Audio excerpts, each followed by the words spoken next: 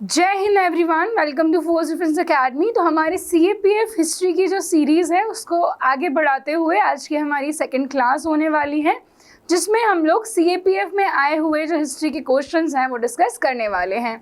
So video को last तक देखना है, जिससे आपको ये भी पता चलेगा कि कौन से टॉपिक इंपॉर्टेंट हैं जो आपके एग्जाम में पूछे जाते हैं। साथ साथ बेसिक कॉन्सेप्ट्स भी बिल्डअप होंगे। PYQ CAPF के एग्ज़ाम में 50% तक रिपीट होते हैं। आपको अगर विश्वास ना हो तो आप डेली वीडियोस देखेंगे, आपको अपने आप समझ में आ जाएगा। ठीक है, चलिए शुरू करते हैं हमारे फर्स्ट क्वेश्चन से। पहला क्वेश्चन एक्चुअली एराज को लेकर के दिया हुआ है, या आप सिंपली इस क्वेश्चन को डायनेस्टी के पीरियड से भी बना सकते हैं कि कब कौन सी डायनेस्टी आई है, उस हिसाब से भी हम इस क्वेश्चन को सॉल्व कर सकते हैं। तो यहाँ पूछा गया है कि भैया इनका क्रोनोलॉजिकल ऑर्डर क्या है, सबसे पुरानी, फिर उससे नई, फिर उससे नई, फिर उससे नई। तो आपको मैं बता दूं कि यहाँ पर जो सबसे बाद में आपको देखने को मिलते हैं वो मिलते हैं हर्षवर्धन, है ना। ये हम AD में आ जाते हैं। उससे पहले आपको जो देखने को मिलते हैं वो मिलते हैं गुप्ताज। फिर गुप्ताज से पहले हमें मिलते हैं कल्चरी। कल्चरी से पहले शक एरा कनिष्क के टाइम पर, और सबसे पहली है आपकी विक्रम एरा। आपको बता दूं जिसको हम विक्रम संवत के नाम से भी जानते हैं। तो जो विक्रम संवत है उसका संबंध उज्जैन के जो गुप्त डायनेस्टी थी उससे नहीं है। ठीक है, ये फैक्ट बड़ा ही कंफ्यूजिंग है, पर आपको याद रख लेना है कि गुप्ता डायनेस्टी का पीरियड AD में आता है, जबकि विक्रम संवत की शुरुआत 58 BC से मानी गई है। ठीक है, तो यहाँ पर एक राजा हुए हैं जिन्होंने शकों को मारने के बाद विक्रम संवत की शुरुआत की थी। तो सबसे पहले विक्रम संवत, हमें ऑप्शन थर्ड हमें ढूंढना है, ये और ये। ठीक है, विक्रम संवत के बाद शक एरा जो कि कनिष्क के द्वारा शुरू किया गया था 78 AD में।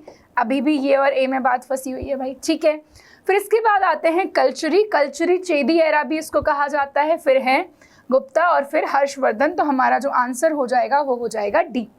ठीक है, देख लेते हैं। चलो, विक्रम संवत या विक्रम एरा 58 BC, शक एरा 78 AD, या C मतलब कॉमन एरा, BCE मतलब बिफोर कॉमन एरा। सिर्फ BC और AD बोलेंगे तो भी ठीक रहेगा। BC मतलब बिफोर क्राइस्ट और AD मतलब एना डोमिनी। तो 78 जो है, अच्छा अगर आपको कंसेप्ट क्लियर नहीं है BC और AD का तो मैं आपको ये भी बता देती हूँ। Like this is the 0 number line, हमने सबने पढ़ी है। यहाँ हम जाएंगे तो AD होगा और यहाँ हम जाएंगे तो BC होगा। जो -, -1, -2 वाला सीन होता है ना, बस वही वाला यहाँ पर दिखने वाला है। बड़ा ही आसान। तो उसको BCE भी कहा जाता है और इसको CE कहा जाता है। I hope things are clear. So Vikram era 58 AD में शुरू हुई थी, BC में शुरू हुई थी, सबसे पुरानी है। शक संवत 78 जो कि हमारी इंडियन गवर्नमेंट अपने कैलेंडर में यूज़ करती है। कल्चरी 248 कॉमन एरा और 319। आई गेस ये क्वेश्चन हमने किया हुआ है पिछले वीडियो में। आप देखो गुप्तास के टाइम का एक क्वेश्चन आया था, वहाँ मैंने आपको गुप्ता पीरियड बताया था कि फाउंडर तो श्री गुप्ता थे, पर गुप्ता पीरियड का रियल फाउंडर चंद्रगुप्त फर्स्ट को बोला जाता है, और तभी से उन्होंने गुप्त संवत की शुरुआत की थी 319 AD में, जब वो राजा बने थे। फिर आते हैं आपके हर्षवर्धन। तो हर्षवर्धन का टाइम पीरियड 610 से 650 के आसपास का रहा है, तो वहाँ ये पीरियड माना जाता है। तो ये सारी एराज यहाँ पर लिखी हुई हैं। विक्रम संवत को मालव संवत भी कहा जाता है। MPPSC में क्वेश्चन पूछा गया था। एरा क्या है? तो eras in India were used as a system of dating event. जो इवेंट हुए हैं वो किस टाइम पीरियड में हुए हैं, कौन सी एरा थी, जो इंस्क्रिप्शन है वो किस टाइम पीरियड के हैं, कॉइन्स किस टाइम पीरियड के हैं, डायनेस्टी किस टाइम पीरियड की थी। तो इस सब को डिसाइड करने के लिए एराज जो है थी। विक्रम एरा जिसको हम विक्रम संवत बोलते हैं, सबसे पुराना है और काफ़ी फेमस किंग का है। आप सब जानते हैं कि हमारे हिंदू कैलेंडर की शुरुआत भी हम विक्रम संवत से ही शुरू करते हैं। कमेंट सेक्शन में ज़रूर बताना कि अभी कौन सा विक्रम संवत चल रहा है। ठीक है, और शक era became important historical timeline जो कि इंडिया में यूज़ होती है हमारे नेशनल कैलेंडर में। कल्चरी सेंट्रल इंडिया वाला जो पार्ट था। फिर गुप्ताज जो गोल्डन एज ऑफ इंडिया, इनके पीरियड को कहा जाता है। लास्टली हर्षवर्धन। अब देखते हैं नेक्स्ट क्वेश्चन। ये क्वेश्चन आप देख सकते हैं रॉलेट एक्ट से रिलेटेड है। रिसेंटली आपने एक मूवी देखी होगी जिसका नाम है केसरी 2। उस मूवी की शुरुआत में ही रॉलेट एक्ट की बात की जाती है। अब बेसिकली 1900 के आसपास इंडिया में जो रेवोल्यूशनरी एक्टिविटीज़ थी वो बढ़ने लग जाती हैं। ब्रिटिशर्स उन एक्टिविटीज़ को कर्व करने के लिए एक एक्ट प्रपोज करते हैं जिसका नाम था रॉलेट एक्ट, जिसे काला कानून, बिना अपील, बिना दलील, बिना वकील का कानून कहा गया। इसमें कहा गया कि भाई अगर आप रेवोल्यूशनरी एक्टिविटीज़ में अलॉब्ड मिलते हो तो बिना आप पर मुकदमा चलाएं आपको जेल में डाल दिया जाएगा। ऐसी बात इसमें करी गई। अब इंडियंस इसका प्रोटेस्ट करने लग गए क्योंकि ब्रिटिशर्स तो मनमानी कर रहे हैं। प्रोटेस्ट करते करते there were 2 major leaders of Punjab, doctor Satyapal and Saifuddin Kitchlew, इनको अरेस्ट कर लिया जाता है। इनके अरेस्ट के अपोज में ही एक पीसफुल सभा बुलाई जाती है अमृतसर के जलियांवाला बाग में 13 अप्रैल 1919 बैसाखी के दिन, जहां पर बिना वार्निंग दिए जनरल डायर के द्वारा गोलियां चला दी जाती हैं, जिसमें हजारों में लोगों की डेथ हुई। पर ब्रिटिश डेटा कहता है कि ओनली 379 पीपल वर डाइड। उनको कंपनसेशन दे दिया गया। बट शायद भारत में क्रांति की शुरुआत इसी इवेंट से होती है। बड़े बड़े इवेंट्स, नॉन कॉपरेशन मूवमेंट की शुरुआत होती है जिसमें पूरे भारत में ये कहना चाहिए सबसे बड़ा मूवमेंट था, मास मूवमेंट था under the chairmanship of Mahatma Gandhi.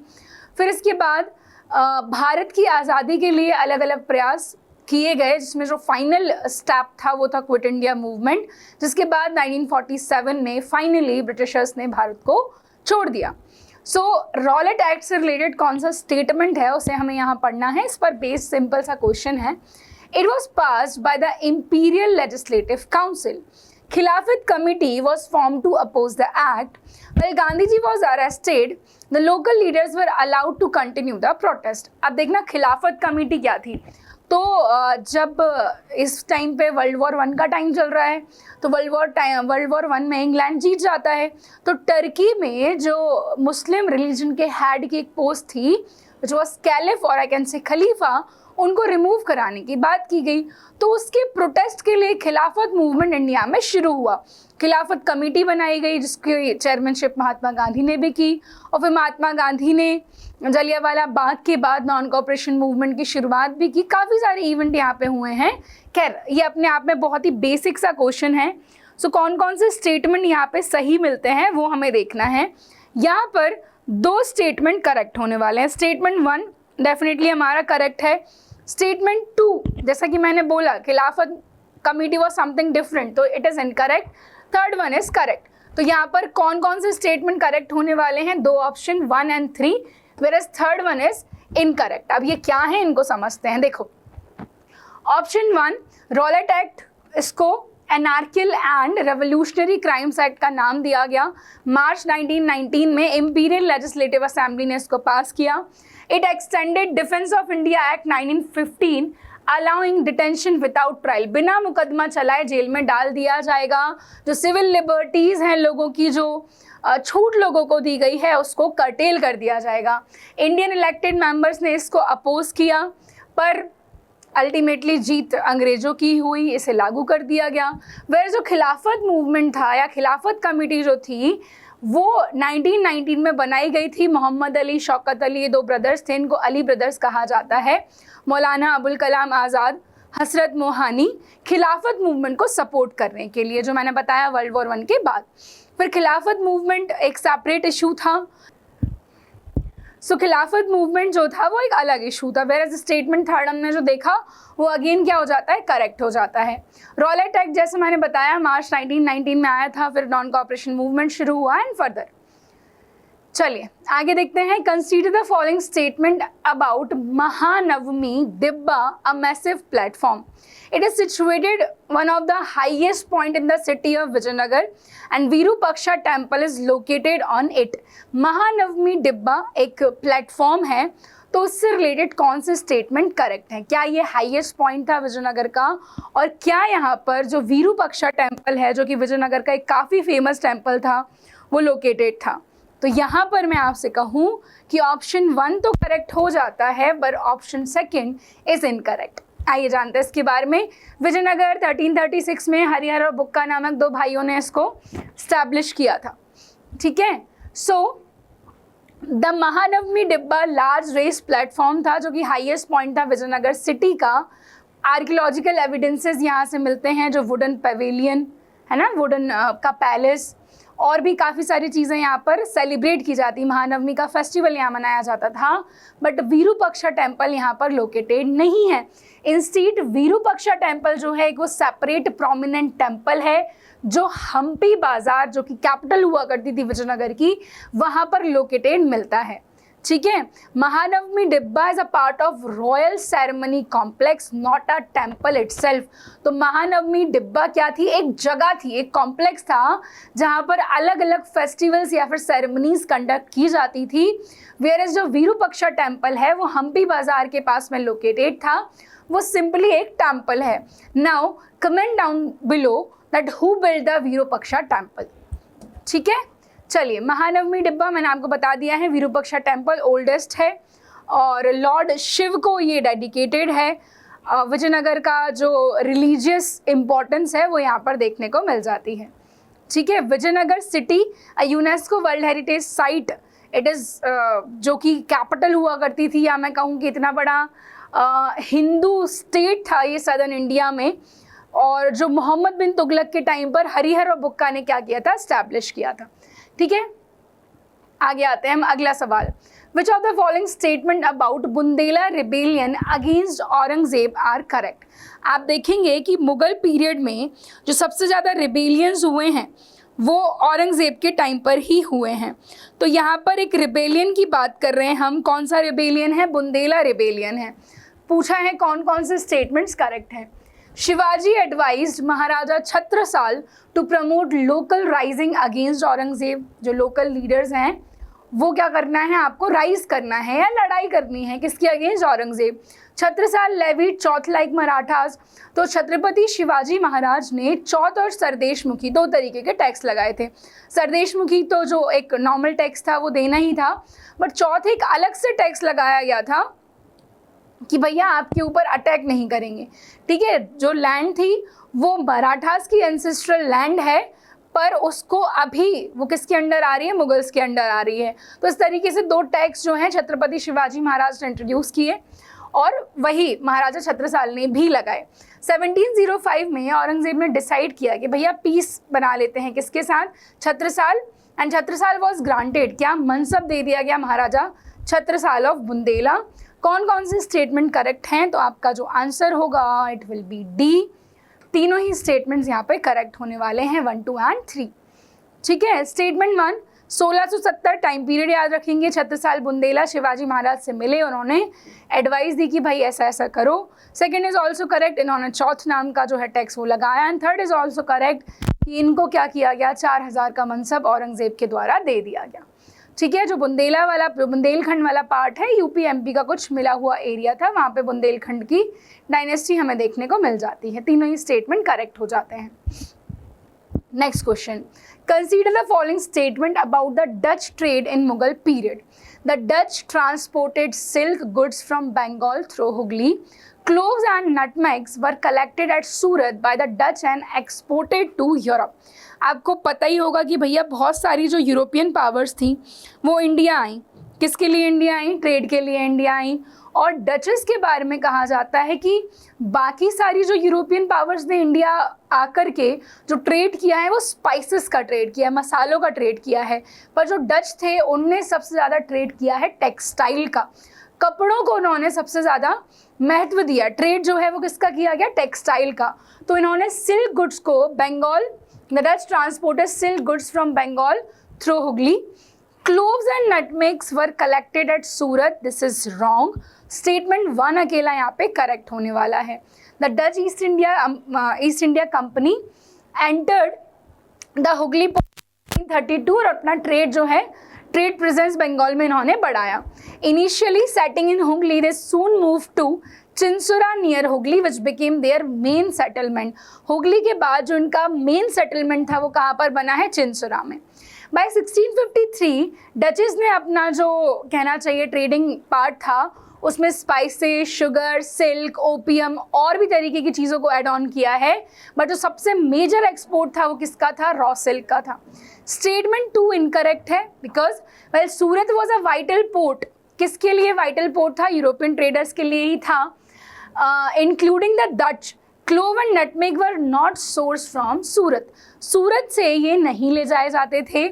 आपको मिलेगा कि जो यहाँ पे स्पाइस आइलैंड्स है, मलुकू आइलैंड्स जो कि इंडोनेशिया के हैं, those islands were famous for the spices जो डच की कॉलोनियल प्रेजेंस में आया करते थे। तो डच ने इनको कंट्रोल कर रखा था और यहाँ से वो क्लोव्स एंड नटमेग्स को क्या करते थे? एक्सपोर्ट करते थे। ठीक है, चलिए नेक्स्ट अगले सवाल की तरफ बढ़ेंगे हम। Which naval fort erected by Chhatrapati Shivaji Maharaj? कौन कौन से नेवल फोर्ट्स हैं जो छत्रपति शिवाजी महाराज के द्वारा बनाए गए हैं? ये क्वेश्चन पीएफ का है। तो पहला है आपका सुवर्णदुर्ग, विजयदुर्ग, सिंधुदुर्ग या फिर कोलाबा। तो यहाँ पर हमें दो ऐसे फोर्ट्स मिलने वाले हैं जो छत्रपति शिवाजी महाराज ने बनाए हैं, third and fourth. Sindhudurg and Colaba का जो फोर्ट है छत्रपति शिवाजी महाराज के द्वारा बनाया गया था। ठीक है, सुवर्णदुर्ग का मतलब होता है golden fort. It was built in 17th century. कहाँ पर? जो मुंबई एंड गोवा के बीच का आइलैंड है हरनाई, वहाँ, जिसको शिवाजी ने कैप्चर कर लिया है इन द ईयर 1660। किसको हरा करके? अली आदिल शाह सेकंड को। बट ये फोर्ट इन्होंने नहीं बनाया था। सुवर्णगिरी का फोर्ट बीजापुर के सुल्तानों के द्वारा बनाया गया था। विजयदुर्ग जो कि विजयनगर एम्पायर के कंट्रोल में था, ठीक है, आदिल शाही डायनेस्टी में आ जाता है और बाद में शिवाजी ने जो है इसको क्या कर लिया है? कैप्चर कर लिया है, बट बनाया नहीं है। इसका नाम इन्होंने चेंज किया, घेरिया टू विजयदुर्ग कर दिया। सिंधुदुर्ग शिवाजी ने बनाया था महाराष्ट्र में 1664 में, वेयर एज जो कोलाबा है अलीबाग वेस्टर्न कोस्ट पर इसको बनाया गया था 1662 में। तो दीज वर फोर फोर्ट्स हमने बात की जिनके बारे में, एक विजयनगर का है, एक बीजापुर का है और दो किसने बनाए? शिवाजी ने। हालांकि कैप्चर सारे इन्होंने कर लिए हैं। ठीक है, चलिए आज का आखिरी सवाल हम देखने वाले हैं जो कि रिलेटेड है अहोम से। अहोम डायनेस्टी से रिलेटेड क्वेश्चन कई बार ये एग्जाम में देखने को मिलते रहते हैं भाई। असम की डायनेस्टी हुआ करती थी काफ़ी famous. Ahom cast excellent matchlocks and made first rate gunpowder and artillery pieces. फिर Assam adopted new crafts of brass casting and making granulated sugar during this period. फिर शर्थेबारी विलेज जो कि कामरूप में है was known for its skill in a metal casting. अपने आप में मतलब ये अभी तक जितने क्वेश्चन देखे एकदम क्वेश्चन पढ़ने वाला है, पर ऐसे सवाल जब आते हैं ना सारे स्टेटमेंट करेक्ट होते हैं, ढूंढ के स्टेटमेंट बनाए होते हैं। तीनों ही स्टेटमेंट यहाँ पे करेक्ट हैं भैया। मुगल रिकॉर्ड जो है वहाँ से पता चलता है कि अहोम्स जो हैं वो मेटल कास्टिंग में काफ़ी स्किल्ड थे। कास्टिंग, मैचलॉक्स और आर्टिलरी ये बनाते थे और हाई क्वालिटी का गन पाउडर भी इनके द्वारा बनाया जाता था। फ्रेंच ट्रैवलर टेवर्नियर ने भी कहा है कि भाई gun powder spread to China through Assam. इसके अलावा मतलब ये इनकी मिलिट्री टेक्नोलॉजी को बता रहा है। फिर Ahom dynasty established by Sukaphaa in the 13th century. Brass casting इस पीरियड में देखने को मिलती है। ग्रैन्युलेटेड शुगर का प्रोडक्शन यहाँ पर होता है। एंड लास्ट जो इनका मेटल वर्क का सेंटर था that was Sarthebari village in Kamrup.